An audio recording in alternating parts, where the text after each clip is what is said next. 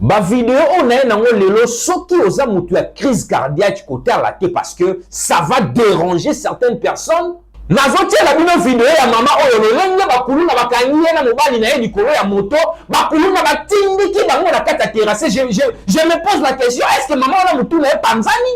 Est-ce que papa ona mutu na ye panzani? Après kotindika bango na terrasse bayebi na kobotola bango ba bien na bango nyonso ba papa ona baza kolela. Poste moko ya police, je me rappelle bien, ezalaka pembeni wana ya kamba dia dingo. Et puis, quand il y a un moment il y a des militaires, mais bakuluna batie barrière na bango pour na déranger la population et l'air bien. Mutuka ya ba autorité et outi koleka wana. Bon, so mona na vidéo. Et il y a un vidéo on a fait la bino, so ko za muta crise cardiaque, ko za muta émotion, ko tala yango te parce que tu seras scandalisé na buzoba ya ba autorité ya mboka na biso na kobenga ngo buzoba. Tokotanga eloko na Congo nango. Bota la cortège ozoleka awa. Ezali cortège ya autorité moko ya mboka. Autorité wana azali koleka pendant que bana oyo bazali kobunda kuluna, cette autorité là il était incapable de descendre avec toute cortège de sa sécurité wana pour bana ko calmer bana wana soit ko arrêter bango. Ce cortège là est passé aza kometa sirène, aza qui accompagné soit de 5 ou 4 jeeps. Il y a un agent de sécurité, on va dire qu'on accompagner, mais Atiki Bana wana en plein boulevard va continuer à semer terreur. Cette autorité-là n'a invité celui comme on a un an. Donc on nous a zoomé matricule, on a mis qui autorité au Azali nani. Et si Kabakuluna on va zakobunda, Ezali aussi la direction générale ya ANER. Et si Kabakuluna on va zakobunda, Ezali aussi la présidence de la République démocratique du Congo. Et si Kabakuluna on va zakobunda, Ezali aussi la primature. Bana on va zali ko semer terreur dans le boulevard du 24 sur Mandela. Gouvernement mais ils sont incapables d'arrêter ces gars. Et l'insécurité à modèle Oyo, nous avons peur.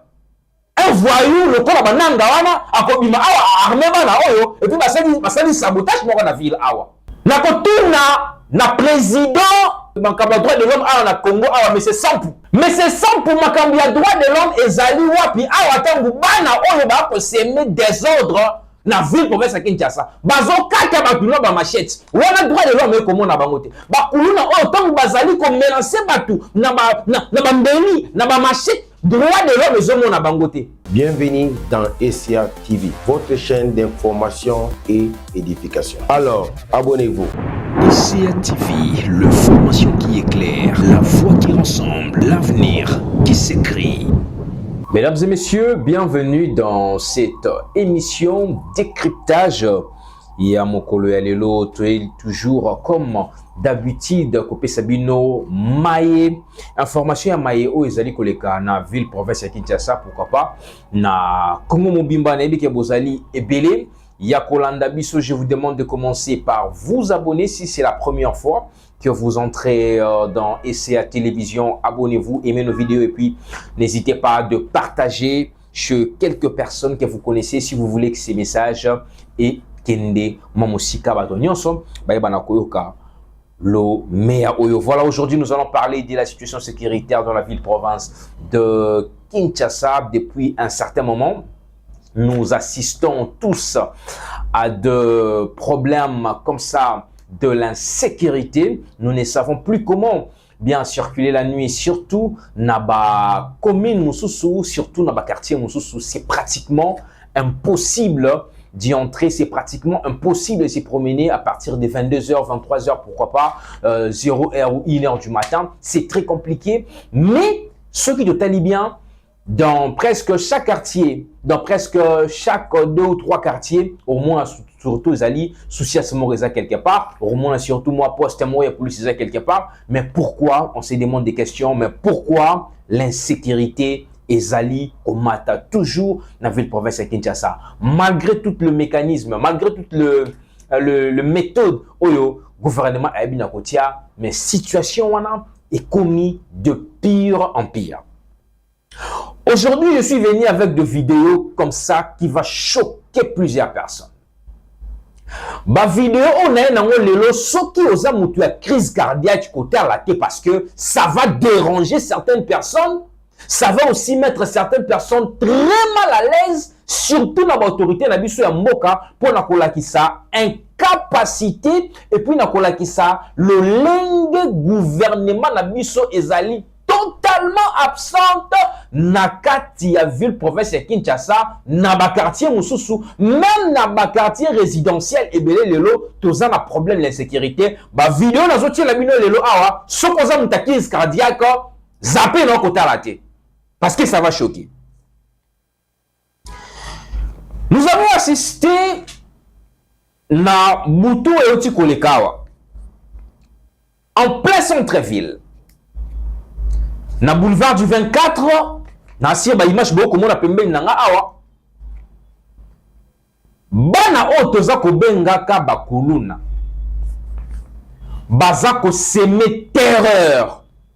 Baza ko semer la peur. Baza ko semer climat moko ya bobangi makasi na kati ya population en plein centre-ville.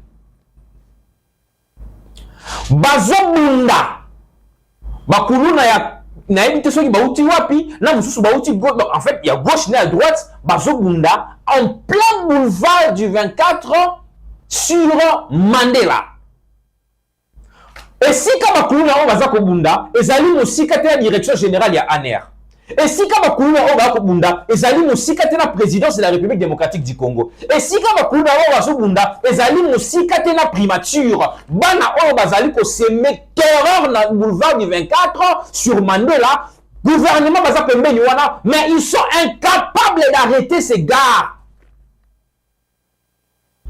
Qu'est-ce qui se passe? Est-ce qu'il y a complicité? On se pose des questions, mais nous vivons où?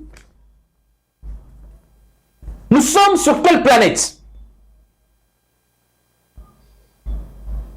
Tobandaka a opération Lukofi, il y a Général Kanyama. Le général Kanyama avait autorisé sur l'accord du gouvernement que Soki Bakangi Kuluna, c'est l'exécution immédiate. Et après, opération le général Kanyama, on l'avait taxé de tous les noms. On l'a critiqué, il y a même les gens des droits de l'homme qui ont intervenu pour dire que non, voilà, Bouzo Bomabatu, où est l'état de droit, ainsi de suite. La Kotuna, la président, il y a HD, je ne sais pas, le droit de l'homme, on a Congo, mais c'est 100 pour. CNDH, un truc comme ça. Mais c'est ça pour Makambia droit de l'homme et Zali Wapi. Ah, attends, Bana, on va pour s'aimer désordre dans la ville province à Kinshasa. Bazo kaka batuna ba machette. On a droit de l'homme et comment on a bangote. Ba kuluna autant bazali comme mélanger batu na ba mbeni na ba machette droit de l'homme et zomo na bangote. La surprise makasi na événement oti koleka na Mandela sur boulevard du 24. Mutuka ya ma autorité et outi koleka wana. Bon, on a vidéo. Et ya wana lobi vidéo on a voté la bino. Ce qu'on a muta crise cardiaque, qu'on a muta émotion, kotala ya moto parce que tu seras scandalisé na buzoba ya ma autorité en mboka na biso na combien nango buzoba. Tokotanga eloko na kombo nango. Monta la cortège ozoleka awa. Ezali cortège ya autorité moko ya mboka. Autorité wana azali koleka. Pendant que Bana Oyo Bazali Komunda Kuluna, cette autorité-là, il était incapable de descendre avec tout cortège de notre sécurité. On a pour calmer Bana, on a chose pour arrêter Bango. Ce cortège-là est passé, avec ta sirène, avec qui accompagne, il y a 5 ou 4 jeeps. Il y a un agent de sécurité, on va accompagner, mais Atiki Bana Wana en plein boulevard va continuer à semer terreur. Cette autorité-là n'a évité celui comme on a un an. Donc on nous a zoomé matricule, voilà, mais soit qui autorité au Azalinani. C'est compliqué. Biso population, tout côté la gouvernement, tout côté la autorité en Moka, Motema, tout côté la bango espoir. Parce que nous savons que à l'aide de l'autorité, même nous de la sécurité, il y a l'autorité qui nous permet aux Congolais Kinois à vivre paisiblement en termes de parce que le mot qu'on a mis sur des gens de Togoloba, on va rappeler mon quai. Et ça n'a loi mon côté etia, ce qui te commis 1h du matin. Non, ils ont Et ça, dans le loi, mon côté, tiens, ce n'est comme 2h du matin, 3h du matin ou 4h du matin, où tu as circulé. Non. Mais c'est Koulouna, bah, imposa autorité na bango na kati ya mboka. Ce qui est comme 1h du matin. Yo na rolera na makala. Na makala ka ana makala. Yo na rolera na makala. Kene na ngaba, kota na ngaba na bakartia ngaba na kati kuna 1h du matin, 2h du matin. So bini vivant, kumisa nzambe. Soko bimisa un sauf bazio ka téléphone te bazio porte-monnaie te kumisa nzambe. Mais les autorités regardent. Les autorités ba ko mona mais ba ko lobate. Ba autorité bazo mona mais baza ko agir te. L'autre fois j'avais fait une émission ici, j'avais réalisé une émission ici. J'ai salué le bravoure de messieurs Israël, général Israël Kanto. Na descente na o asalaki na Kingabwa. Asalaki arrestation, il y a plusieurs criminels et Koulouna. Mais papa général, est-ce que l'opération au Salaki s'est limitée à un jour? C'était en plein jour. Bah, c'est difficile. Bah, c'est l'opération na bango ya makasi en plein jour. En plein jour, bango c'est comme makabana ya ba papa na bana ya ba mama. En plein jour, bah la tsarake non, bango bazali ba citoyen modèle. Kutana bango na butu. Kutana bango na butu. Et l'insécurité à modèle Oyo, nous avons peur. Un voyou, le corps bananga wana, akobima awa armé bana Oyo, et puis basali sabotage moko na ville awa. Hein? Voyou moko boye le corps bakorona inanga na bandeko mususu wana, akona Kishasa awa, apesi wana o minduki, basali sabotage na Kishasa. Bon ti a fait, général Israël Kanto. Ti a fait na makambo Oyo. Ti a fait na makambo Oyo. Ba pesa au pouvoir nous se pour sécuriser population na ba bien naie mais tozali en danger pendant que le gouvernement ba côté la mission de kokufa ba observer toke nous sous mosikate parce que dans cette émission de cryptage c'est une façon pour nous de parler franc makambo ba to ba koka kolobate à haute voix, biso na émission oyo, te réfléchissaka à haute voix. Bon vouloir bisoter. Nous sommes des Congolais qui réfléchissent à haute voix. L'objectif de l'émission yangoyo, te ko réfléchir kaka. Bon bate non. Bande ko wana ya TV ba musika non. Makambo ba to ba ko kolobate biso to koloba yango. Pourquoi? Parce que tozali ba panzi sango bato yo balobaka na bato balobelelaka bato bakoki koloba bango moko te. Nous étions encore na Selembaou. Là j'ai dit un grand merci na bande ko Selembaou on va faire parvenir biso vidéo yo. Yo pe ozali na besoin de lobela quartier na yo, ozali na besoin de lobela situation où boza ko vivre na commune na bino, écrivez-nous. Ou soit laissez un commentaire, nous allons entrer en contact avec toi. Bande konakati ya Selembaou. Bande ya Selembaou, bande konabiso ya Selembaou, ba komi na niveau ya insécurité moko to komi tuna, awa bazali na front na est kuna, bazali na Bagdad, bazali na kati ya front wana entre Ukraine na Russie, on se pose des questions, on se dit mais on est où là? Na Selembaou dans la nuit au Tikoleka. Bakoulou na batie ba barrière comme si ils étaient des agents de l'ordre. Batie ba barrière bazali kokanga, ozala moto, ozala mutuka, basali loi na bango. Mais ici ka bakoulou na ba kokanga, bande ko batindeli esi ya vidéo on atango ya lelo. Nous allons parler par rapport à la réclamation à la population. Par rapport à la bosenga à la population, mais le gouvernement bazali incapable de résoudre le problème na bango. Bande ko batina biso vidéo o na butu. Na tongo ya lelo makambo elekaki na butu. Bakulu na batie barrière. Et si ka batie barrière ezali en quelques mètres na kamba dia ding. Kamba dia ding kamba militaire o ezali na Selembaou kuna lokola na nzela na route matin nzela o mataka lokola zo mata UPN. Outi lokola matadi Kibala ou soit aussi le la cité, non, aussi le voilà, Matadi Kibala, ou soit Maman Obutu, au côté, aux Umutu, comme Matadi le là, ok, l'université pédagogique UPEN, na katikati quelque part, wana, Kabadi Adinge Zawana. Bakulu na oyo, bazali ko agressé batu. Nazotia la bino vidéo ya mama oyo lolenge bakulu na bakangi na mobali na ye likolo ya moto bakulu na batindiki bango na kata terrasse. Je me pose la question, est-ce que maman ona mutu na ye panzani? Est-ce que papa ona mutu na ye panzani? Après kotindika bango na terrasse bayebi na kobotola bango ba bien na bango nyonso ba papa ona baza kolela. Poste moko ya police, je me rappelle bien, ezalaka pembeni wana ya kamba dia dingo.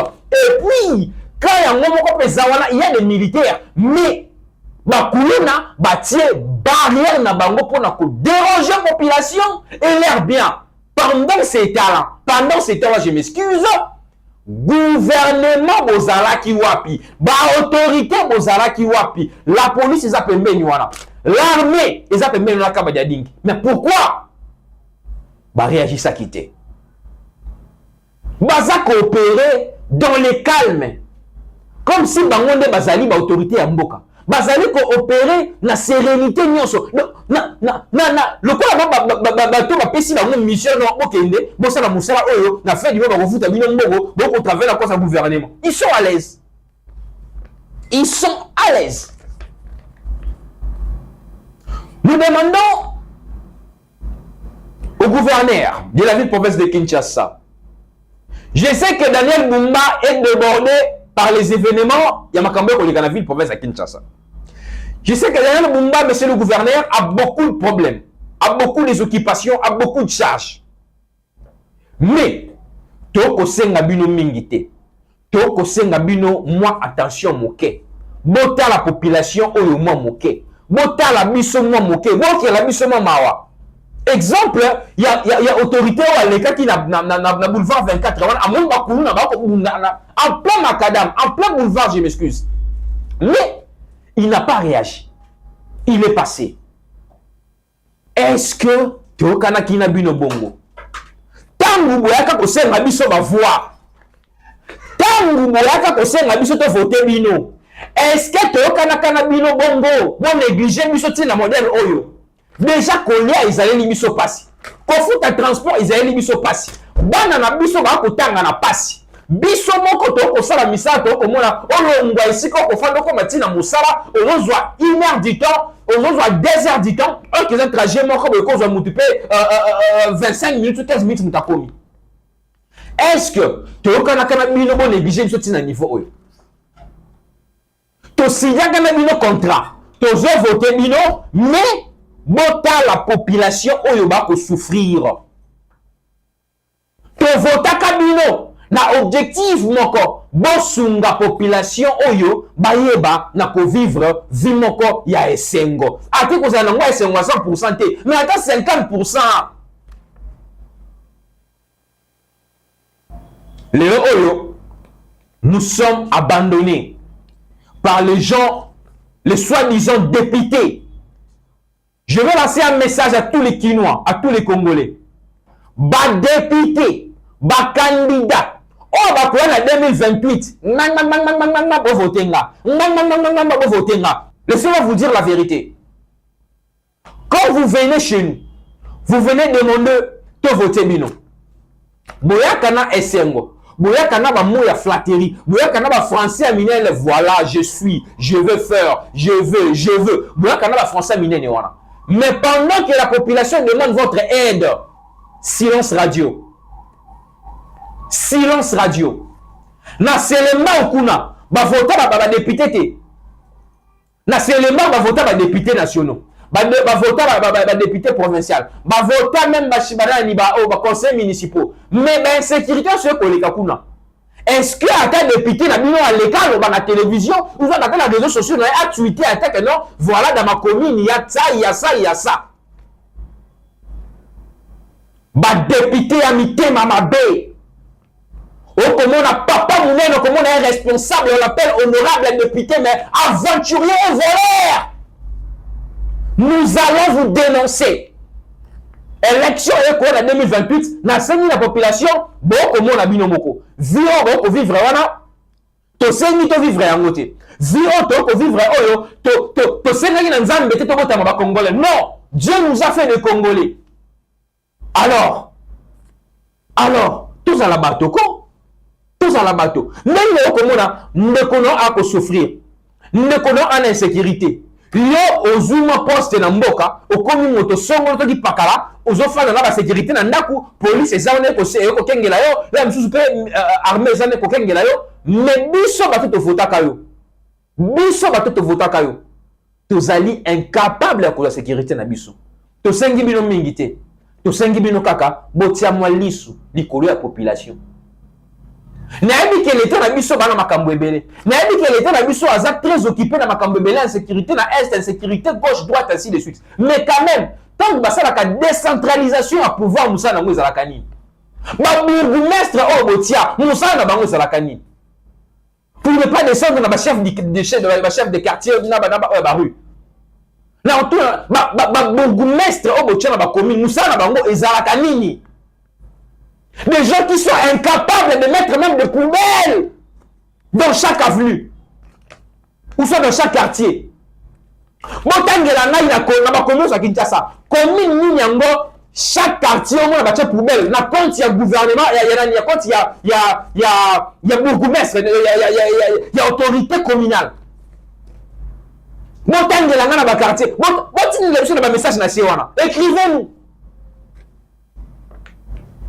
Ba commune wana bokotaka ba taxe ya ba wenze ba ticket o bokataka na ba wenze ba makambo belebele ba taxe bozoka na ba maison na ba maison commerciale awa pe ba cheli bino ba taxe ya ba loyer ya batu o ozali locataire faut futa la taxe na l'état ozali baya faut futa la taxe na l'état. Gouvernement bo décentraliser pouvoir bato bokotia na ba commune na ba quartier, il faut ba sundaka ba autorité centrale ba sundaka gagner yango pe Daniel Bumba azokoma limité parce que peut-être azobunda ye moko bato batia peut-être ba ko sunga été tozwa exemple ya terrain municipal ya Sainte-Thérèse terrain à Sainte-Thérèse ba bimisela biso maquette ya terrain à Sainte-Thérèse bande de quoi essayer. Ah, bon, na ce qui m'a moqué parce que dans une investigation mon a ça là si to comme mokolo ya vendredi na ko exposer les investigation on a sur terrain au bas côté la Sainte-Thérèse. C'est grave. Maquette malaki sa biso pour la terrain à Sainte-Thérèse na réalité au bas côté c'est deux choses différentes. Je me pose des questions. Muto asala qui projet à terrain à Sainte-Thérèse wana. Tant que bimisaki maquette c'est ça même qui en fonction à budget on va bimisaki. Mais on va tourner là, tout ce qu'on a été mis à terrain. Eh ben, à suivre pour ces dossiers, on va se retrouver la semaine prochaine pour parler de ces dossiers. Il y a terrain municipal à Sainte-Thérèse. Bourgmestre, il y a commune Yanjili. Tozoya. Ah, Nzambi, Tata Nzambi. Mbongo ya bale, ya bongo ya Congolais. Mbongo ya passe ya contribuable ya Congolais. Et pour Kende Wapi. Ça nous finit pour aujourd'hui. On se retrouve dans un instant avec Albert Naïdou. À très bientôt. Bienvenue dans SCA TV, votre chaîne d'information et édification. Alors, abonnez-vous. SCA TV, l'information qui éclaire, la voix qui ressemble, l'avenir qui s'écrit.